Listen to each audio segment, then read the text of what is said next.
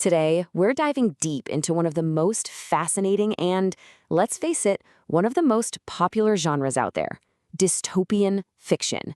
You know, those dark, cautionary tales that get under your skin and sometimes feel, well, a little too familiar. I mean, really think about it for a second. That feeling that you're being guided by these invisible forces, maybe nudged by an algorithm, or just caught up in huge systems that seem to have a mind of their own. It's a feeling a lot of us have, and it's the perfect doorway into the worlds we're about to explore. And it usually starts with a few simple, powerful words. First, there's a promise, a world built on pure, simple logic. A world that promises you absolute security. A world where any messy, complicated disagreements are just smoothed over, silenced. And that's the final piece of the puzzle, isn't it? That's the one that locks everything down. Because dystopian fiction, at its heart, is a genre that is all about asking the most dangerous questions. All right, so here's our game plan. We're going to start by defining what a dystopia even is. Then we'll look at the key themes, the building blocks. After that, we'll zero in on a really fascinating film called Alphaville. And finally, we'll tackle the big one. Why do these stories matter so much to us today? So, first things first. Dystopian stories basically take that feeling of being controlled that we talked about and just blow it up, making it an entire world, a society that's built on top of some awful hidden secret. You know, the easiest way to get your head around dystopia is to think about its total opposite. Utopia. That perfect world, right? Well, a dystopia is like a utopia that's gone sour. On the surface, it often looks amazing. No crime, no war, no suffering. But that perfection always comes at a price. And that price is usually the stuff that makes us human. Our freedom, our creativity, our feelings.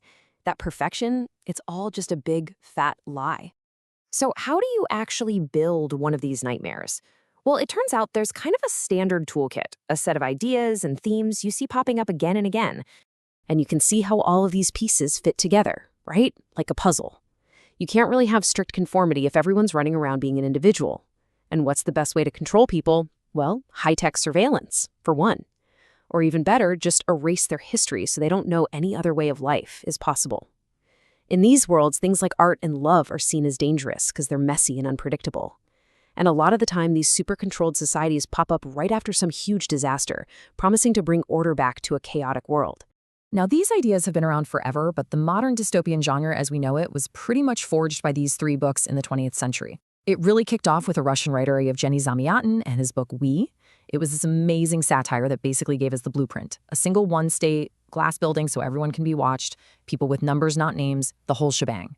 And then, a bit later, two British writers, Aldous Huxley and George Orwell, took that blueprint and ran with it, creating these two huge, terrifying visions that we're still obsessed with today. And the difference between the two is just fascinating.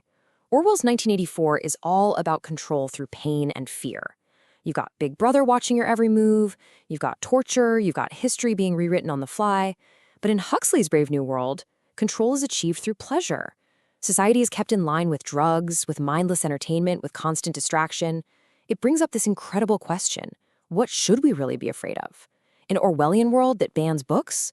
Or a Huxleyan world where no one even wants to read books anymore because they're too busy having fun? It's the ultimate question, really. Are we ruined by the things we hate or by the things we love? Okay, so with that whole toolkit in our back pocket, let's look at one of the most unique and, frankly, one of the coolest dystopian films ever made.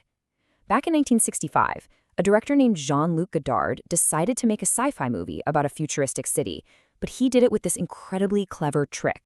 And this right here, this is the genius of the whole thing. To create his futuristic city of Alphaville, Godard didn't build a single set. He didn't use a single special effect. He just went out and filmed in the brand new modern concrete and glass buildings that were popping up all over Paris at the time. See, the key thing to get about Alphaville is that Godard wasn't trying to warn us about some distant future. He was making a movie about his present. He looked at that cold, stark, modern architecture and saw it as the physical form of a new kind of society, one that was getting more impersonal, more logical, and a lot less human. For him, the dystopia was already here. And who's in charge of this city? It's Alpha 60. The villain isn't some evil dictator. It's a system, a thinking supercomputer that runs every single thing. It's outlawed words like love or conscience. It executes people for doing illogical things, like crying when their partner dies. Alpha 60 is the ultimate endpoint of a world that's decided to get rid of messy human feelings. But right here, in a line from the machine itself, Godard gives us a huge hint about its weakness. Alpha 60 actually admits that there are things it just can't understand, things it calls legends. And when you think about it, what are legends? They're poetry, they're art, they're stories of love and heroism, all the stuff that makes life worth living. And they're the very things that a computer like Alpha 60 just cannot compute. So how does Godard pull this off? How does he show us this control without any futuristic gadgets? Well, he uses the city itself like a language. Let's break down the symbols of Alphaville. He basically turns the city's signs into its ideology. We see these neon symbols all through the movie. That arrow, it's not just telling you where to go, it's a command. It's a symbol of a world with no choices, where you just follow the one correct path. And those equations you see flashing, like E equals MC squared, those are the city's holy books, the foundation of a society that's replaced messy things like philosophy with cold, hard math. And this all sets up the central fight of the movie. You've got our hero, Lemmy Caution, who comes from the Outlands, a place where people still have feelings. And his secret weapon? It's not a laser gun, it's a book of poems. He's fighting against the system and its citizens, who've pretty much become robots. The women who are sent to his room just repeat empty phrases like, "I'm very well, thank you so much." The whole film is basically a showdown between the messy, beautiful power of art and the clean, oppressive control of logic.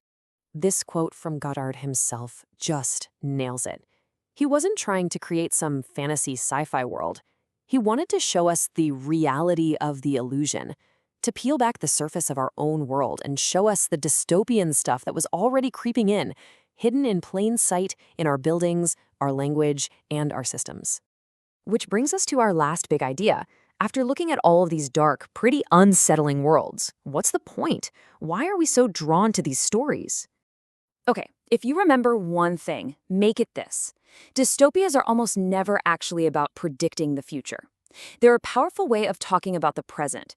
They take things that are happening right now, our anxieties about technology, about politics, about social pressure, and they stretch them out to their most extreme, terrifying conclusions. They're not a crystal ball, they're a warning sign. So, as we wrap up, the question isn't really, is 1984 going to happen? The real question is, when you hold up that metaphorical mirror that these stories give us, what parts of our own world do you see staring back at you? What does the mirror show you?